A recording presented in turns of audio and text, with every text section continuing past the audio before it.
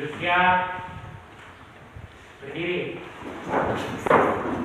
Ucapkan salam.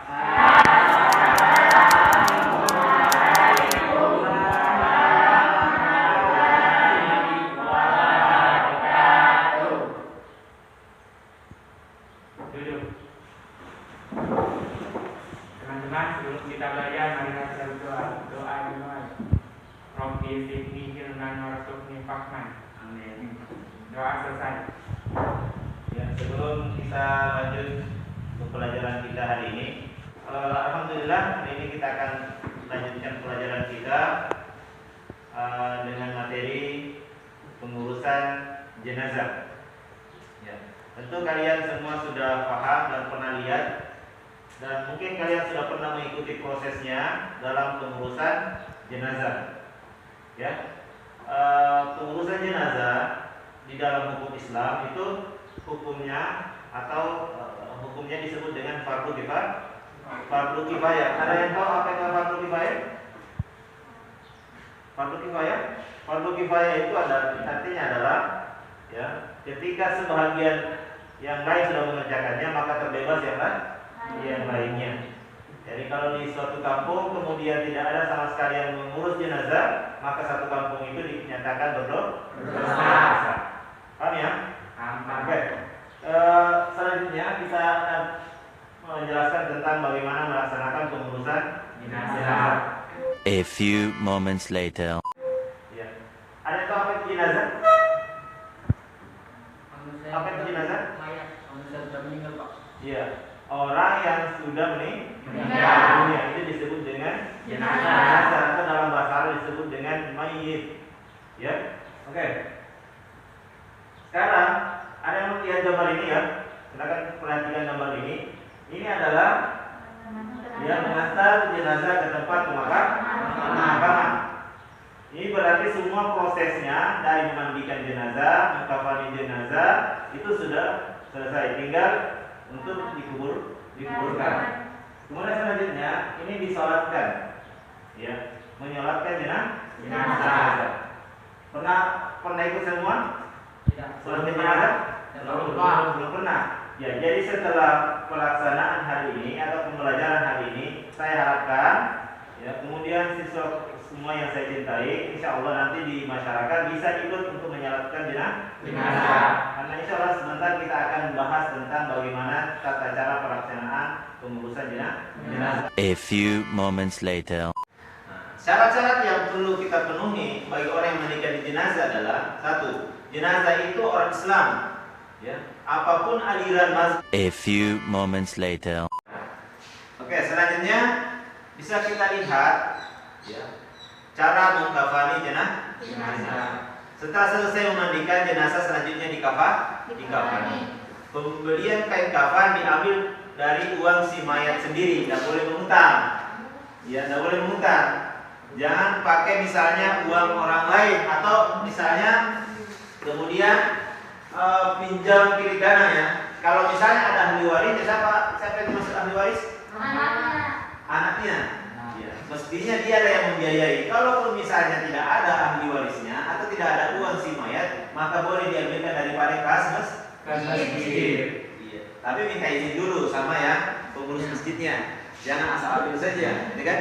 Kemudian selanjutnya kain kafan paling tipis tidak satu lapis. Sebaiknya 3 lapis bagi mayat laki-laki dan 5 lapis bagi mayat perempuan. Ya. Ada yang mengatakan 7 lapis bagi perempuan karena ada kerudungnya, kemudian ada bajunya dan ada roknya. Itu boleh, tidak ada masalah. Ya. Aisyah pernah ditanya oleh Abu Salamah radhiyallahu anha, ya, bertanya bahwasanya berapa lapiskah kain kafan Rasulullah SAW? Maka Aisyah menjawab 3 lapis kain. Ya, 3 lapis kain. Yang jelas kain itu menutupi seluruh anggota tubuh. Jangan kemudian ditarik ke atas misalnya ya, kelihatan kakinya, atau misalnya ditarik ke bawah kelihatan kepalanya. Tidak boleh sama sekali. Harus semuanya tertutup. Dalam cara mensolatkan jenazah, cara menyolati jenazah, tentu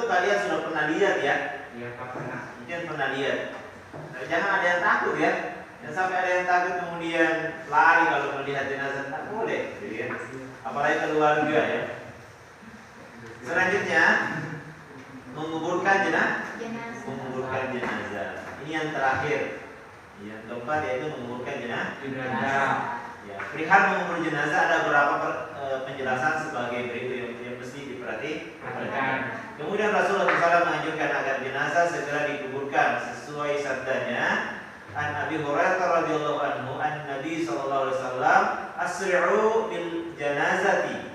Artinya percepatlah dalam menguburkan jenazah. Jangan kemudian ditunggu-tunggu. Kan biasanya kebiasaan orang ya. Kalau misalnya di masyarakat itu kalau ada keluarganya dari Jakarta, dari Kalimantan jauh ditunggu. Padahal mestinya jenazah itu mestinya dipercepat. Ya, mestinya dipercepat. Mestinya keluarga yang jauh itu harus memaklumi. Karena semakin lama dia disimpan, ya, maka akan semakin tersiksa orang yang meninggal dunia. Kemudian yang kedua, sebagian menguburkan jenazah pada siang hari. Ada yang pernah lihat menguburkan jenazah pada malam hari? Iya. Menguburkan mayat pada malam hari diperbolehkan apabila dalam keadaan terpaksa.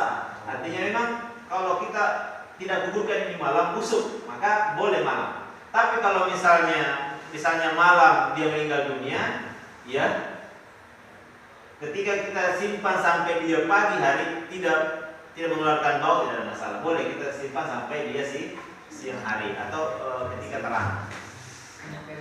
Kemudian selanjutnya anjuran meluaskan lubang kubur. Rasulullah SAW pernah mengantar jenazah sampai di kuburnya, lalu beliau duduk di tepi lubang kubur dan bersabda, luaskanlah pada bagian kepala dan luaskan pada bagian kakinya. Ada beberapa kurma baginya di surga. Apa maksudnya ini? Ada yang paham? Atau bukan bermakna bahwa disimpankan kurma di kepala dan di kaki? Tidak ya. Itu maksudnya bahwasanya ada keutamaan kalau misalnya diluaskan bagian kepala dan kakinya. Jangan sempit betul ya.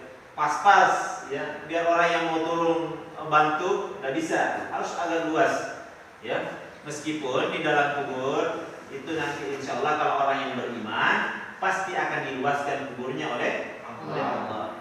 Ya, berbanding terbalik dengan orang kafir yang kemudian dia akan disempitkan kuburannya. Ya. Oke, selanjutnya boleh menguburkan 2-3 jenazah dalam satu liang kubur. Ya, boleh. Hal ini dilakukan sewaktu usai perang Uhud. Rasulullah SAW bersabda, galilah dan dalamkanlah, baguskanlah dan masukkanlah 2 atau 3 orang di dalam. Ini boleh selama itu darurat. Artinya begini, kalau misalnya bersama dia meninggal dunia 3 orang misalnya, ketika misalnya kecelakaan, boleh dalam satu liang kubur itu 3 orang dimasukkan. Ya, ini sudah dicontohkan Rasulullah pada saat perang Uhud, di mana perang Uhud itu adalah perang yang dahsyat, yang banyak umat Islam itu meninggal dunia. Dan Rasulullah SAW memerintahkan supaya menggalikan kubur, mendalamkannya dan memasukkan 3 orang di dalam satu kuburan. Ya. Yang kelima, bacaan meletakkan mayat dalam kubur. Ada yang tahu? Ada yang tahu? Ya. Bismillahi ala millati Muhammadin. Bismillahi ala millati Muhammadin. Itu ya, kalau kita diturunkan ya, tidak ada bacaan la ilaha illallah, la ilaha illallah, ilaha, tidak ada langsung. Meskipun kedengarannya itu adalah kalimat thayyibah, kalimat yang baik, akan tetapi tidak disunnahkan. Yang dibolehkan adalah ketika kita menurunkan mayat ke dalam liang kubur, kita baca apa? Bismillahi ala millati Muhammadin. Paham sampai di sini? Alhamdulillah ya, mudah-mudahan ya kalian bisa paham. Kalau ada yang bertanya silakan. Ada yang mau bertanya tentang pengurusan jenazah? Silakan. Saya kasih waktu ya, kalau ada yang mau bertanya silakan. Tidak ada? Berarti sudah paham semua ya. Alhamdulillah, itulah yang kami harapkan. Semoga, tapi sebetulnya bukan hanya sekedar paham materinya, tapi yang paling terpenting adalah bagaimana kita merealisasikan di masyarakat. Ya, jangan kemudian enggan untuk ikut mengurus jenazah. Karena ada sabda Rasulullah, ingat ya, sabda Rasulullah mengatakan bahwasanya barang siapa yang mengurus jenazah mulai daripada memandikan sampai mengkafani, maka pahalanya itu dia dapat 2 qirat. Apa itu 2 qirat? 2 gunung Uhud. Karena ketika Rasulullah ditanya seberapa besar itu 1 qirat ya Rasulullah, maka Rasulullah menunjuk gunung Uhud. Berarti kalau kita dapat 2 qirat, berarti 2 gunung Uhud. Siapa yang tidak mau punya pahala sebesar gunung Uhud? Kemudian selanjutnya lagi dikatakan bahwa barang siapa yang mengurus jenazah mulai daripada mengkafani sampai menguburkannya, maka dia pun dapat 2 qirat. Berarti kalau kita mengurus dari memandikan sampai menguburkan, berarti kita dapat berapa? 4 qirat atau 4 gunung Uhud. Bayangkan yang pahala kita luar biasa. Ya.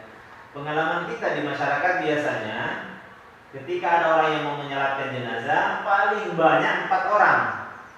Pak, tapi semestinya lebih bagus itu kalau 40 orang. Karena Rasulullah bersabda, barang siapa mayat yang disalati 40 orang dan tidak musyrik, artinya yang menyalati itu tidak musyrik, tidak mempersekutukan Allah, maka dijamin masuk surga. Mau tidak masuk surga semua? Mau. Pastinya, insya Allah. Makanya fastabiqul khairat, berlomba-lomba di dalam kebaikan. Jangan yang mengurus jenazah imam saya terus, kita tidak mau ikut andil, ya. Atau yang memandikan jenazah takut, tidak boleh takut, ya. Dan mudah-mudahan pertemuan kita hari ini bisa membuka pengetahuan kita, menambah pengetahuan kita, dan kita bisa realisasikan. Karena sesungguhnya pelajaran agama itu bukan hanya sekedar tahu saja, bukan hanya sekedar mengerti saja, tetapi mempraktekkan. Insya Allah pertemuan selanjutnya kita akan bahas tentang berziarah kubur, ziarah dan takziah. Ziarah dan takziah. Ya, itu kita akan bahas nanti selanjutnya insya Allah. Mudah-mudahan kita semua masih dipertemukan oleh Allah Subhanahu wa taala dalam keadaan sehat walafiat. Saya kira demikian. Ya, sampai jumpa pada materi selanjutnya. Ya, kalaupun tidak ada yang ditanyakan, insya Allah berarti itu sudah faham ya. Insya Allah. Saya kira demikian. Sebagai penutup kita semuanya membaca doa kafaratul majlis. Subhanakallahumma wa bihamdik, asyhadu an la ilaha illa anta, astaghfiruka wa atubu ilaik. Assalamualaikum warahmatullahi wabarakatuh.